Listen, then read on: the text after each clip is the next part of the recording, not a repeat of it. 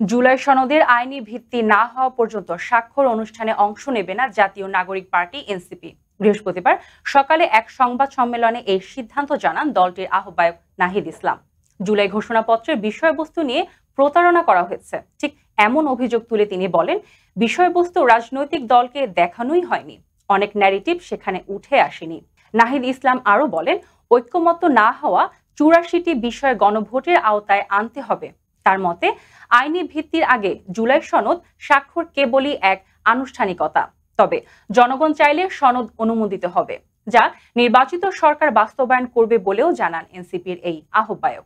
জুলাই সনদ নিয়ে লোক দেখানো আনুষ্ঠানিকতার কোনো প্রয়োজন নেই উল্লেখ করে নাহিদ ইসলাম বলেন, ঘোষণাপত্র নিয়ে প্রতারণা করা হয়েছে, সনদের আইনি ভিত্তি ছাড়া কোনো নাটকীয়তার অংশীজন হবে না এনসিপি। এ সময় তিনি আরো বলেন, ফেব্রুয়ারিতে নির্বাচন দিতে হবে। এনসিপির প্রতীক ইস্যুতে ইসি নিরপেক্ষতা হারাচ্ছে, জোর খাটিয়ে একটি সিদ্ধান্ত বাস্তবায়ন করার চেষ্টা করছে বলে অভিযোগ তোলেন নাহিদ ইসলাম।